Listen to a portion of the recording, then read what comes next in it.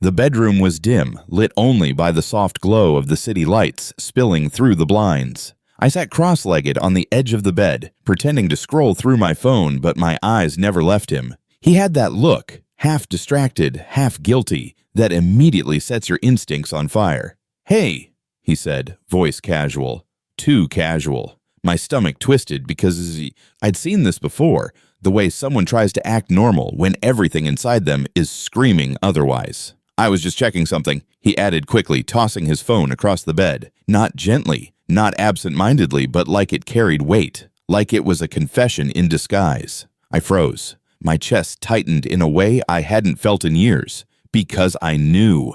I didn't have to see his texts or the notifications on that tiny glowing screen. The way he threw the phone, it wasn't careless. It was loaded, full of hesitation, fear, and something else I wasn't ready to name. I watched him pace slowly, hands shoved deep into his pockets, jaw tight, eyes flicking toward me like he expected me to say something, but I stayed silent. I let the room breathe with tension, let it coil around us like smoke. And then I remembered every little thing, every unexplained hour, every sudden meeting, every moment where his attention drifted away from me. All the subtle signs I had tried to ignore, but now there was no ignoring it. Not this time. "Just checking something," I said softly, my voice almost breaking the surface of calm I was forcing. He flinched slightly, a small twitch that betrayed the truth. My hands clenched my phone as if it were an anchor in the storm that had finally hit us. The room seemed smaller suddenly, like the walls themselves were leaning in to watch the collapse. And for the first time, I noticed the little things. The way the sheets crumpled where his phone had landed, the faint scent of his cologne mixed with something else,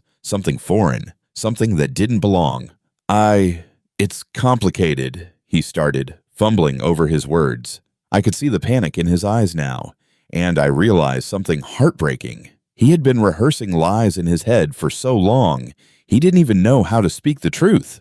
I wanted to scream, I wanted to shake him until he admitted everything, but instead I did the only thing I could do. I let silence answer for me, and that silence was deafening. It said more than any confrontation could. Minutes passed. Maybe 5, maybe 15. Time had stretched like taffy in the tension between us. He finally sank onto the edge of the bed, shoulders slumping. I watched the fight drain out of him, leaving only a raw, human vulnerability that both scared and pained me. "You don't understand," he whispered finally. But I did. I understood perfectly. I had been seeing the pieces of the puzzle long before he could even consider explaining them, and now that everything was laid bare, there was no going back. I picked up my jacket. My hands shook, not from fear but from the clarity of choice. Stay and try to fix what was broken, or leave and reclaim the life I had been bending to accommodate his secrets. I walked to the door, my movements slow, deliberate. He didn't reach for me, didn't stop me. The bed was left with the phone in the middle, face down,